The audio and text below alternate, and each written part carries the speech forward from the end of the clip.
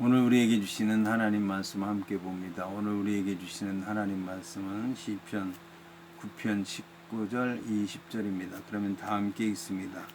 여호와의 일어나서 인생으로 승리를 얻지 못하게 하시며 이방 나라들이 주 앞에서 심판을 받게 하소서.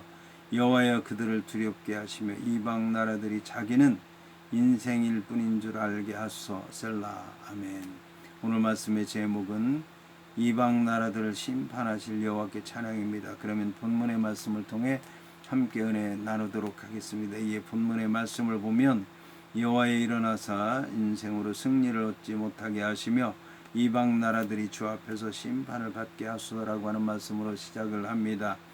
공의의 심판자이신 여호와 하나님으로 말미암은 승리의 확신을 선포하는 15절부터 18절까지의 말씀에 이어지는 19절 20절은 이방 나라들의 모든 원수들에 대해서 여호와 하나님의 최종 심판을 간구하는 내용입니다. 이러한 내용은 다윗이 자신의 유일한 희망이신 여호와께서 역사 속에서 행동하시도록 촉구하는 본문의 내용으로 시작되고 있습니다.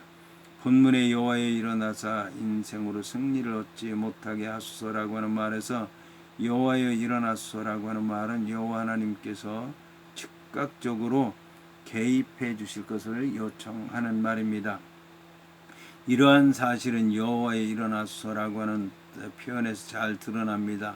여기서 일어나라라고 하는 말로 번역된 히브리어 쿠마라고 하는 말은 단순히 앉은 자리에서 일어나라고 하는 말이 아니라 결단해서 행동을 즉각 착수하라고 하는 뜻입니다.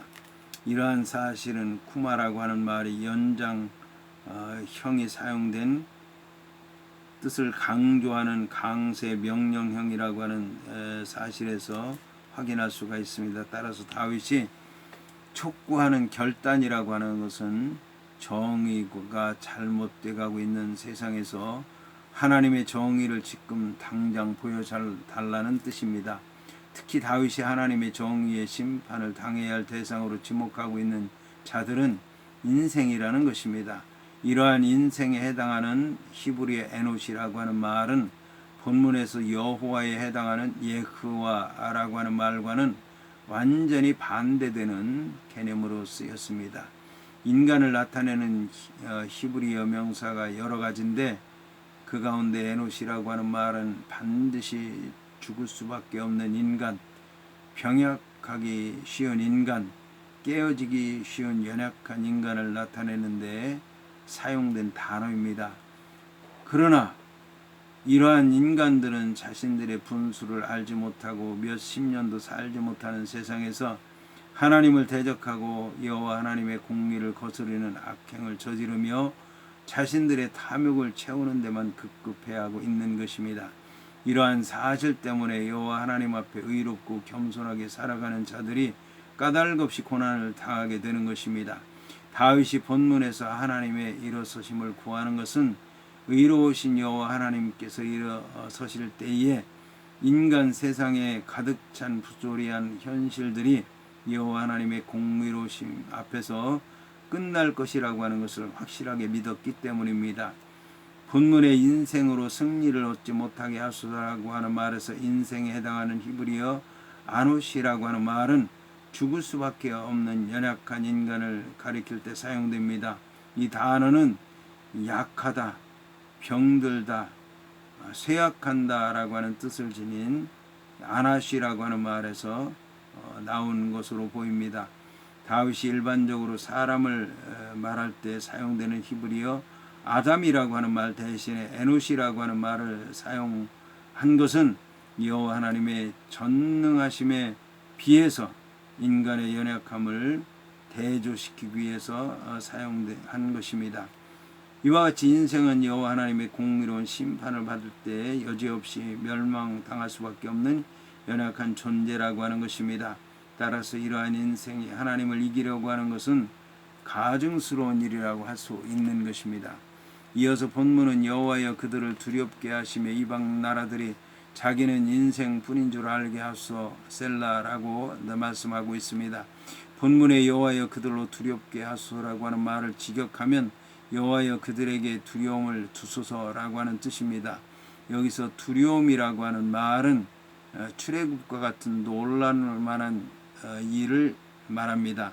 이와 같이 대적들은 여호와 하나님의 두려운 일을 생각할 때마다 자신의 연약함과 한계성과 같은 것들을 기억하게 될 것입니다. 이처럼 다윗이 간구한 것은 악인들이 두려움 없이 행하기 때문입니다. 본절 20절에 자기는 인생뿐인 줄 알게 하소서라고 하는 말에서 인생에 해당하는 아노시라고 하는 말은 19절에 인생이라고 하는 말을 표현할 때 쓰인 단어 아노시와 같습니다. 이 단어를 다윗이라고 하는 사람이 거듭 사용하고 있는 것은 그만큼 인간이 연약하며 제한된 존재라고 하는 것을 강조하기 위해서입니다.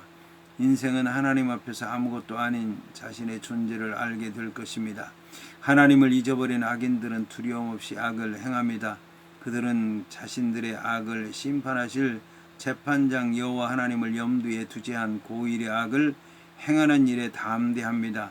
그들은 악한 일에 벌이 속히 시행되지 않기 때문에 악을 행하기에 주저하지 아니하는 교만한 마음을 가진 자들입니다.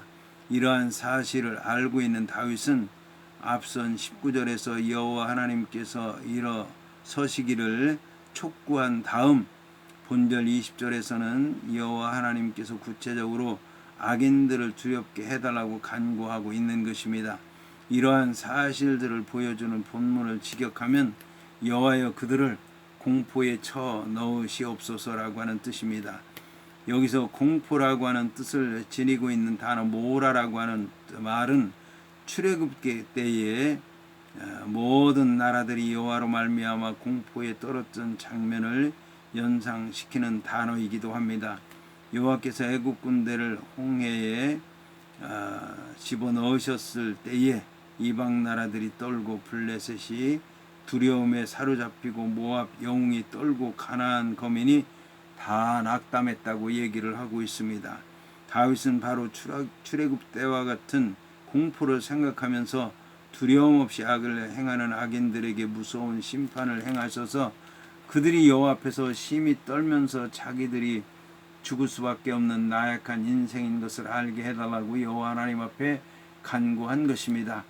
본문에 자기는 인생뿐인 줄 알게 하소서라고 하는 말을 다시 번역하면 그들이 허무한 사람의 지나지 않음을 뼈저리게 알게 하소서라고 하는 뜻입니다.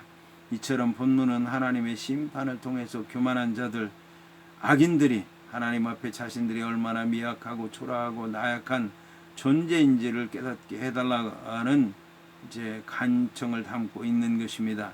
여기서 알게 하소서라고 하는 말에 해당하는 예데우라고 하는 말은 경험을 통해서 얻게 되는 체험적인 지식을 나타낼 때 사용되는 야다으라고 하는 단어의 미완료형으로 사용되었는데 하나님의 행동의 결과 미래의 악인들이 계속해서 철저하게 경험을 통해서 알게 될 것이라고 하는 것을 말하는 것입니다. 이와 함께 인생뿐인 것에 해당하는 에노시라고 하는 말은 앞선 19절에서도 사용된 단어로서 사람을 의미하는 표현들 가운데서 하나님과 대조되는 인생의 허무함을 얘기하거나 연약함을 얘기하거나 덧없음을 얘기할 때 쓰이는 단어입니다. 따라서 본문은 하나님의 심판을 몸소 겪음으로 말미암아 악을 행하고 스스로 교만해하는 자들이 하나님 앞에 죽을 수밖에 없는 무력하고 보잘것없는 존재라고 하는 것을 깨달아 알게 되기를 간절히 구하는 기도라고 할 수가 있습니다.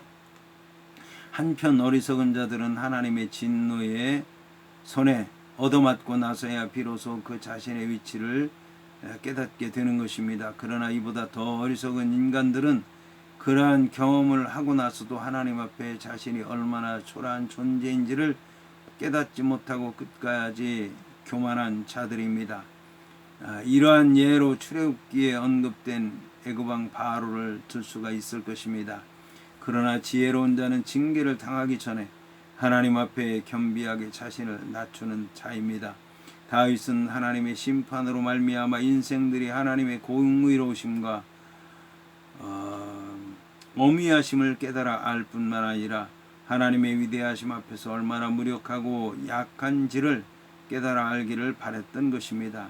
이러한 측면에서 다윗이 간구하고 있는 심판이라고 하는 것은 단순히 억압된 증오를 드러내고 원수의 멸망을 보면서 기쁨을 얻기 위해서 행하는 심판이 아니라 잘못된 것을 바로잡고 하나님께서 하나님 되신다고 하는 것이 인간 세상에 굳게 서게 하려고 하는 뜻에서 촉구하고 있는 것입니다. 지금까지 살펴본 것처럼 시편 9편은 일생을 통해서 하나님께서 행하신 구원의 역사를 여러 차례 경험했고 믿음의 조상들 가운데서 이루어진 놀라운 복에 대해서 들었고 구원의 역사와 심판의 역사를 잘 알고 그것을 믿고 있는 다윗이라고 하는 사람이 여호와 하나님의 공의의 심판자이심을 선포하면서 지금 자신이 당한 어려움에서부터 구원하여 주시기를 간구하고 있는 내용을 담고 있습니다. 그러나 시편 9편의 위대함은 여호와 하나님께서 공의의 심판자였다고 하는 것을 인정하는 데서 그치는 것이 아니라 공의로우신 여호와 하나님의 심판으로 말미암아 미래의 승리를 확신하고 미래의 승리를 선포하는 데 있다고 할 수가 있을 것입니다. 심판자 여호와 하나님에 대한 다윗의 깊은 신뢰가 이러한 신앙에서 잘 드러나고 있는 것입니다.